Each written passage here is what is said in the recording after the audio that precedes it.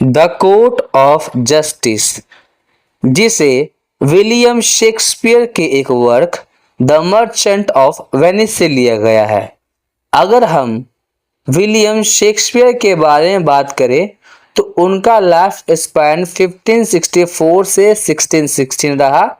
वह वर्ल्ड के जाने माने ग्रेटेस्ट प्लेराइट्स में से एक थे और वह ग्रेटेस्ट राइटर भी थे इंग्लिश लिटरेचर के। उन्होंने बहुत सारी सॉनेट्स को लिखा। सॉनेट्स के साथ साथ अगर हम उनके बारे में बात करें तो उन्हें बार्ड ऑफ एवॉन के नाम से भी जाना जाता है। उन्होंने मैकबेथ, ओथेलो, हैमलेट और रोमियो जूलियट जैसे बहुत सारे फेमस वर्क्स को भी लिखा। तो अब इसी के साथ हम शुरू करते हैं हमारी कहानी द कोर्ट ऑफ जस्टिस। इसमें कुछ इंपॉर्टेंट कैरेक्टर्स है जिसे सबसे पहले मेंशन किया जाएगा, फिर उसके बाद कहानी को शुरू किया जाएगा।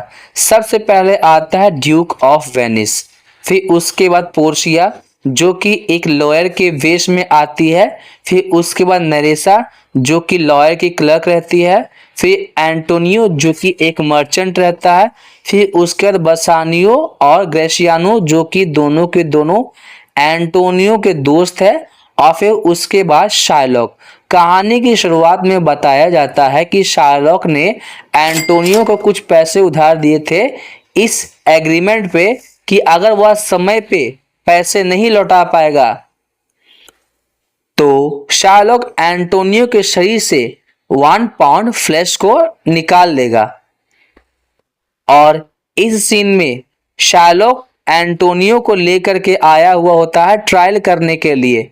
वही दूसरी ओर वहां पे ड्यूक ऑफ वेनिस रहता है जो कि अपने कोर्ट में बैठा हुआ रहता है और उसने डॉक्टर बेलारियो के द्वारा एक लेटर भेजा गया था, उसे वह पढ़ रहा होता है जिसमें यह बात बताया गया था कि डॉक्टर बेलारियो की तबीयत बहुत ज़्यादा खराब है और वह एक दूसरे डॉक्टर ऑफ लॉस मतलब लॉयर को भेज रहा है।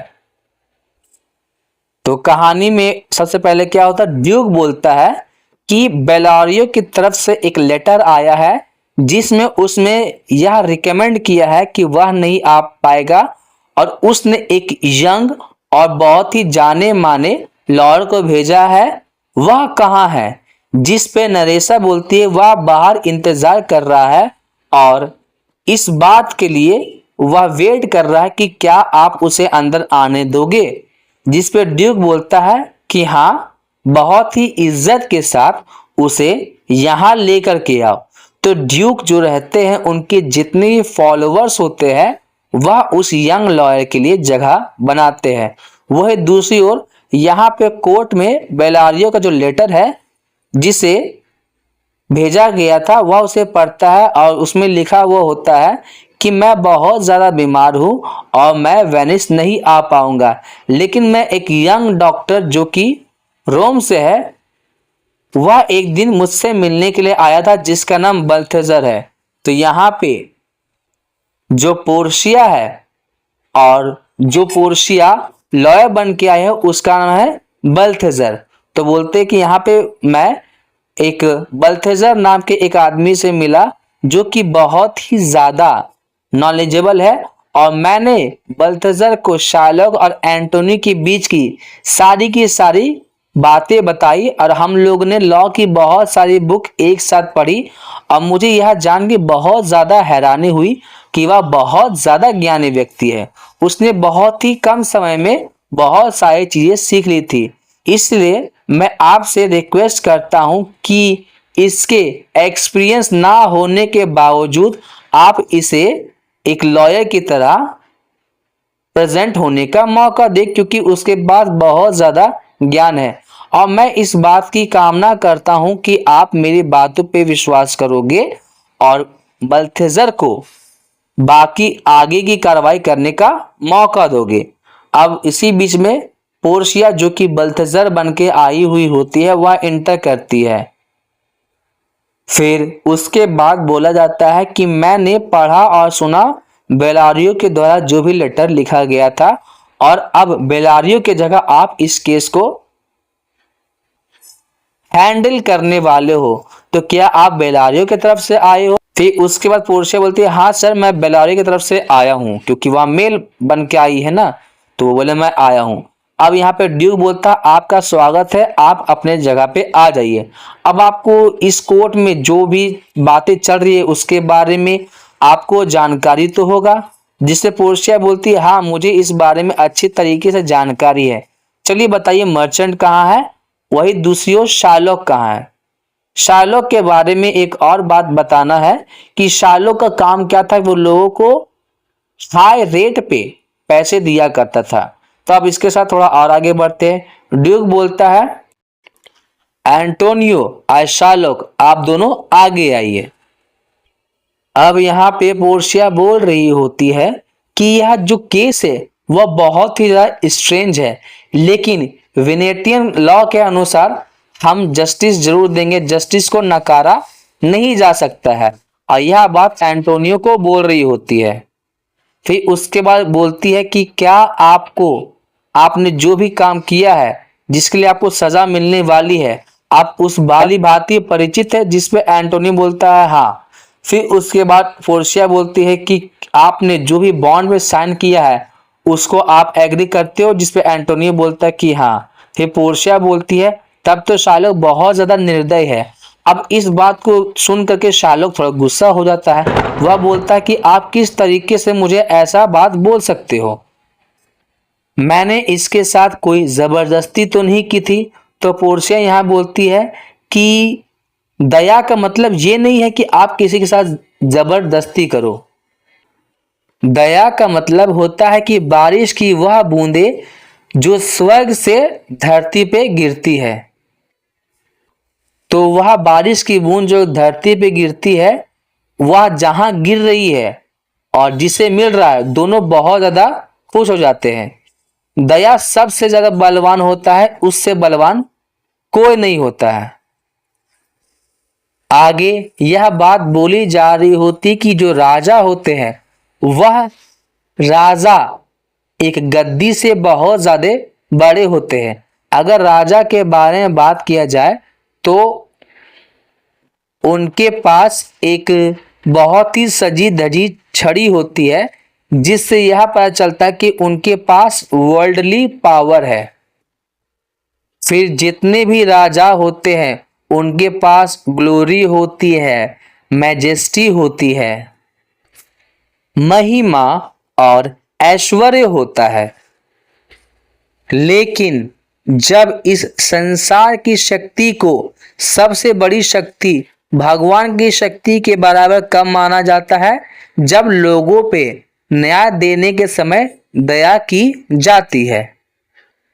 इसलिए चलो थोड़ी देर के लिए मानते हैं अगर आपको जस्टिस मिल जाएगा तो आपको क्या लगता है इस जस्टिस को मिलने के बाद हम सब में से किसकी आत्मा को नरक जाने से बचाया जा सकता है? हम सारे के सारे लोग उनसे मर्सी की, दया की प्रेरणा करते हैं और हम चाहते कि हम जितनी भी प्रार्थना करते हैं उनमें से हमारे अंदर क्या मिले? किसी पे दया करने की भावना मिले, क्योंकि दया सबसे बड़ी क्वालिटी होती है जो एक इंसान को भगवान के और भी ज्यादा नजदीक लाती है। और इतनी सारी बातें बोलने के बाद वह बोलती है कि मैंने तो अपने तरफ से जो भी बातें बोलनी थी वह मैंने बोल दिया। अगर आपको उसके बाद भी वेनिस के स्ट्रिक्ट कोड के अनुसार काम करना है तो आप इस मर्चेंट के खिलाफ सजा सुना सकते हो। अब उसके बाद शार्लॉक क्या बोलता है कि मैं अपनी करनी का खुद ही जिम्मेदार हूं। मैं चाहता हूं कि इस नियम के अनुसार, इस कानून के अनुसार इसे सजा दी जाए और बॉन्ड में जो भी बातें लिखी गई है उसको फॉलो किया जाए, उसका पालन हो। अब यहाँ पे पोर्शिया बोलती है कि क्या यह आपको पैसे देने के लायक नहीं है? क्या यह आपको अभी पैसे नहीं दे सकता है? तो यहाँ पे बसानियो बोलता है कि हाँ, मैं यहाँ पे पैसे देने के लायक हूँ और मैं इसने जितने पैसे दिए थे उसका डबल सम देने को तैयार हूँ, और उसके बाद भी अगर नहीं होता है तो मैं इसे 10 गुना पैसे देने को तैयार हूँ। एज अ पेनल्टी, और मैं इसे जरूर दूंगा।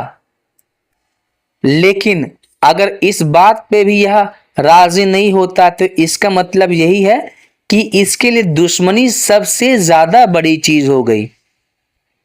लेकिन मेरी यह विनती है कि इस कानून के अनुसार आप कुछ भी इसके साथ कुछ गलत नहीं कीजिए, कानून को बदला जा सकता है, क्योंकि इसके साथ जो भी किया जा रहा है वह बिल्कुल भी सही नहीं है, या तो कोई राक्षस ही ऐसा कर सकता है। फिर उसके बाद बोलती है पोर्शिया आगे, क्या बोलती है, ऐसा नहीं हो सकता है, वेनिस के कानून को कोई भी बदल नहीं सकता है, क्योंकि अगर ऐसा हुआ तो हो सकता है भविष्य में फिर इस तरीके का कोई केस हो और इसी केस का एग्जाम्पल देते हुए लोग बाइज्जत बरी हो जाए, लेकिन ऐसा नहीं होना चाहिए। अब इसी बीच में शार्लॉक क्या बोलता है कि लगता है कि एक डेनियल जजमेंट करने के लिए यहां आया है। हाँ, एक डेनियल।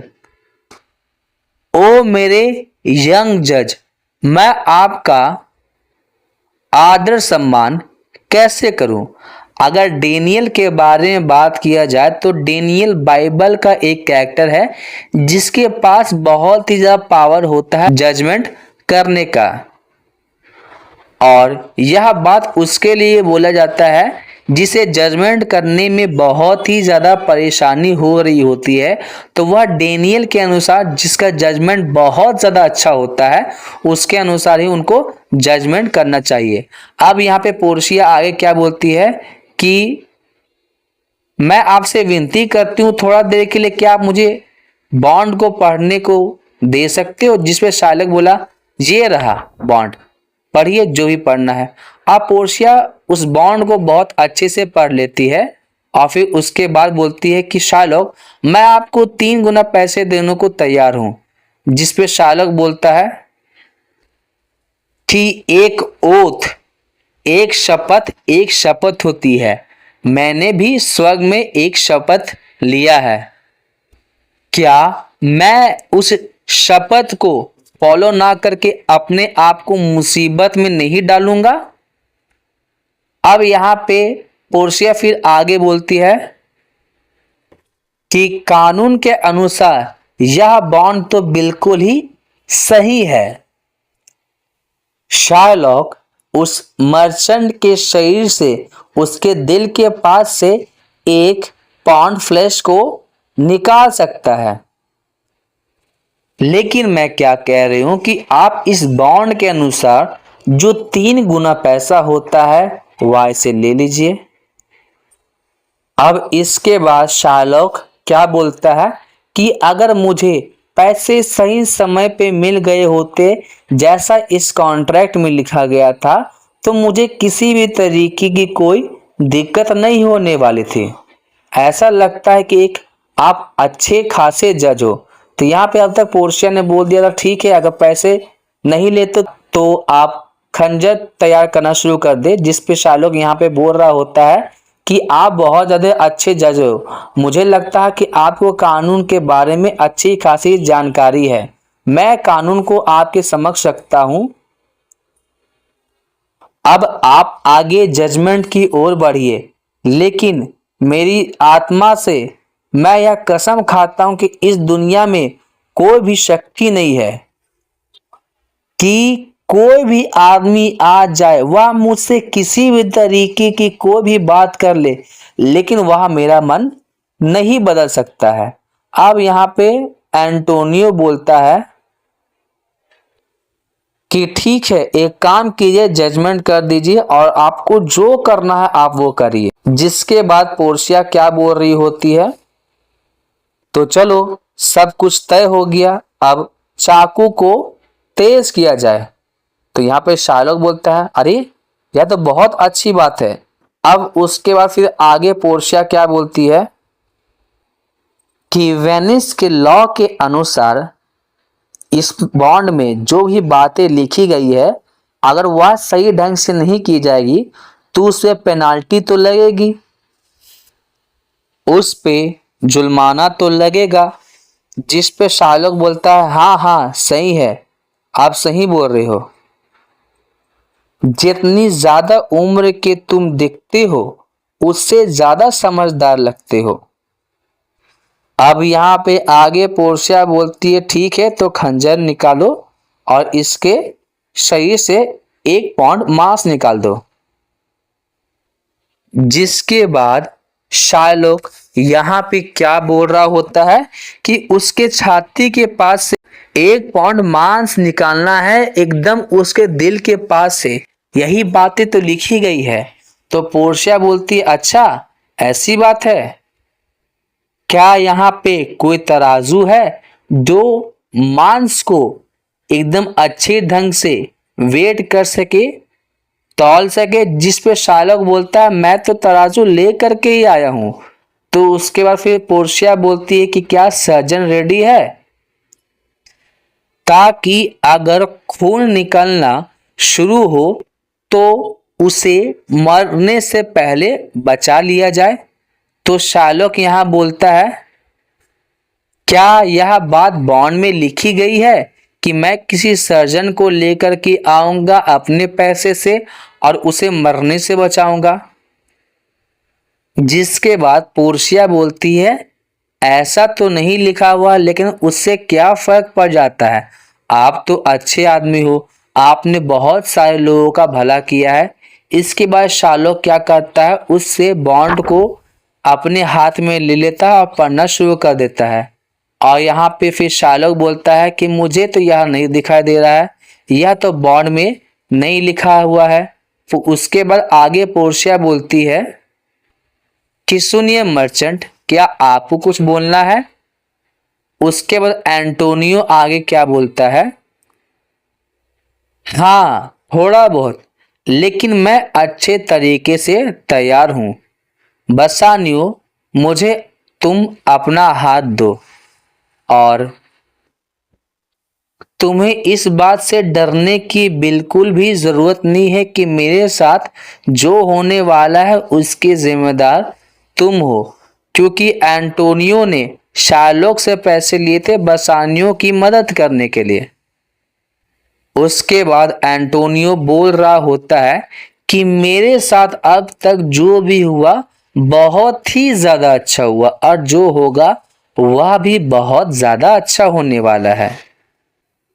यह तो किस्मत की आदत है कि वह क्या करती है कि एक मनहूस आदमी को कभी भी उसके सारे धन को यूज करने को नहीं देती है, ताकि वह अपने शरीर की झुर्रियों को ना देख सके और अपने आप को गरीबी में जाते हुए ना देख सके।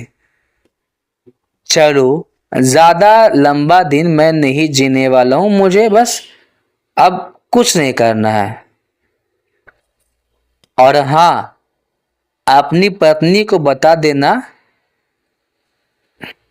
कि किस तरीके से एंटोनियो का अंत हुआ और उसे कहना कि मैं अपने दोस्त से बहुत ज़्यादा प्यार करता हूँ और मरने के बाद मैं उससे ज़रूर मिलूँगा। जब मैं मर जाऊँगा और फिर उसका मेरा दोस्त मर जाएगा तो हम दोनों साथ में ज़रूर बातें करेंगे।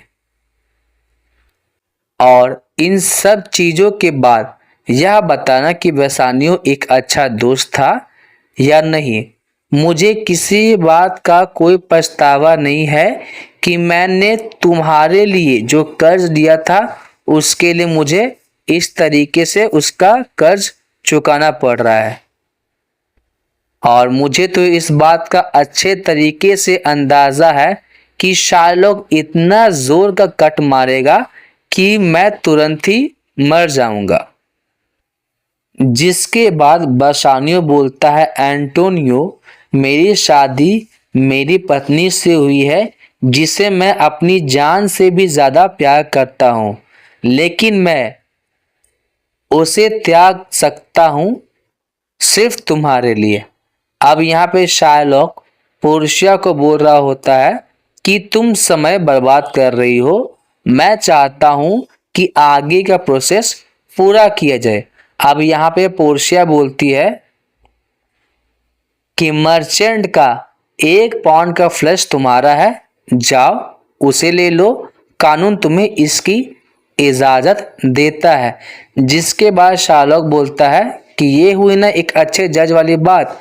अब फिर उसके बाद आगे फिर पोर्शिया बोलती है कि इस बात का भी तुम्हें याद रखना है ना कि तुम्हें उसके छाती के पास से मांस निकालना है, क्योंकि कानून तुम्हें इसकी इजाजत देती है, जाओ आगे बढ़ो। जिसके बाद शार्लॉक बोलता तुम तो बहुत ही ज्यादा अच्छे ज्ञानी हो, जिस तरीके से बॉन्ड में बातें लिखी गई है सारी की सारी तुम वैसे ही करने के लिए मुझे बोल रहे हो। ये बात तो बिल्कुल सही है। जिसके बाद जब शार्लॉक आगे बढ़ ही रहा होता तभी पोर्शिया बोलते लेकिन 1 मिनट रुको रुको रुको, इस बॉन्ड में यह तो नहीं लिखा हुआ है कि तुम उसके शरीर से 1 बूंद भी खून का निकालोगे। तो जिस तरीके से बॉन्ड में लिखा गया तो तुम उसके शरीर का 1 पाउंड फ्लैश 1 पाउंड मांस निकाल दो और उस मांस को लेते हुए तुम यहाँ से चले जाओ। लेकिन तुम्हें इस बात का ध्यान भी रखना कि उसके शरीर से 1 बूंद भी खून ना गिरे। अगर उसके शरीर से 1 बूंद भी खून गिरेगा तो वेनेटियन कानून के अनुसार तुम्हारी सारी की सारी प्रॉपर्टी वेनिस की हो जाएगी। अब यहाँ पे ग्रेशियानो बोलता है ये होने से ही बात, ये हुई ना एक अच्छे जजमेंट। शार्लॉक जाओ जाओ जाओ, खंजर चलाओ, तलवार चलाओ। अब यहाँ पे शार्लॉक बोलता है क्या यही कानून है? जिसके बाद पोर्शिया बोलती है तुम खुद जा करके लॉ की किताब, कानून की किताब को देख सकते हो, क्योंकि तुम्हें जस्टिस चाहिए। लो, जो तुम्हें करना तुम कर सकते हो, तुम्हें जस्टिस मिलेगा। इतना जितना तुम चाह रहे हो उससे ज्यादा ही जस्टिस मिलेगा। अब ग्रेशियानो बोलते तुम तो बहुत ज्यादा ज्ञानी पर्सन हो, तुम तो बहुत ज्यादा एक लर्न जज हो। अब आगे शार्लॉक बोलता है ठीक है ठीक है ठीक है, एक काम करो ना, मुझे बॉन्ड का जो 3 गुना तुम पैसा देने वाले थे मुझे दे दो, मैं एंटोनियो को जाने दूंगा। अब यहाँ पे बसानियो बोलता है ठीक है, ये रहे पैसे। जिसका पोर्शिया बोलती 1 मिनट थोड़ा इंतजार करो, तुम्हें जस्टिस चाहिए था ना, तुम्हें न्याय चाहिए था ना, तो इंतजार करो, कोई हड़बड़ी नहीं है। इसे कुछ भी नहीं मिलने वाला है, बल्कि इसे पेनाल्टी देनी पड़ेगी, क्योंकि बॉन्ड में जो बात लिखी गई है अगर वह ऐसा नहीं करता है तो इसकी सारी की सारी प्रॉपर्टी चली जाएगी। ग्रेशियानो बोलता अरे बात तो बिल्कुल सही कह रहे हो। फिर उसके बाद पोर्शिया बोलती है एक काम करो, अपने आप को तैयार करो, इसके शरीर से मांस निकालो, इस बात का भी ध्यान रखना कि उसके शरीर से 1 बूंद खून भी ना गिरे और उसके शरीर से ना 1 पाउंड मांस ज्यादा निकले ना 1 पाउंड मांस कम निकले, क्योंकि अगर वेट उसके 1 पाउंड से 1 बाल से भी ज्यादा निकलेगा तो तुम मर जाओगे और तुम्हारी सारी की सारी प्रॉपर्टी को सीज कर लिया जाएगा। ग्रेशियानो बोलता है अरे एक दूसरा डेनियल आ गया, एक दूसरा डेनियल आ गया। दूसरा डेनियल कौन है? तो शार्लॉक है। अब तो तुम अच्छे तरीके से फंस चुके हो। अब यहाँ पे शार्लॉक बोलता है एक काम करो ना, मैंने जितने पैसे दिए थे उतने ही दो और जाने दो, इस केस को रफा दफा करो। फिर उसके बाद बसानियो बोलता है कि ये रहा पैसा, ले लो। फिर उसके बाद पोर्शिया बोलती है यह पैसे कैसे ले सकता है, इसने तो सबके सामने पैसे लेने से मना कर दिया था, अब तो इसे जस्टिस मिलेगा और उसके बॉन्ड को मिलेगा। फिर उसके बाद शार्लॉक बोलता है कि क्या मुझे मेरे प्रिंसिपल अमाउंट भी नहीं मिलेगा? बोलो कुछ नहीं मिलने वाला है, तुम्हें जस्टिस चाहिए था ना, तो तुम जस्टिस लो। अगर तुम जस्टिस नहीं चाहते तो तुम्हें पेनाल्टी देना पड़ेगा, तुम्हें हर्जाना, तुम्हें जुर्माना देना पड़ेगा। जिसके बाद शार्लॉक बोलता है ऐसा क्यों? अच्छा ठीक है, एक काम करो, शैतान को, डेविल को इसकी खुशी मनाने दो, इसकी जीत की खुशी मनाने दो, और अब मैं इस कोर्ट में नहीं रहने वाला हूं, मैं इस कोर्ट से जा रहा हूं।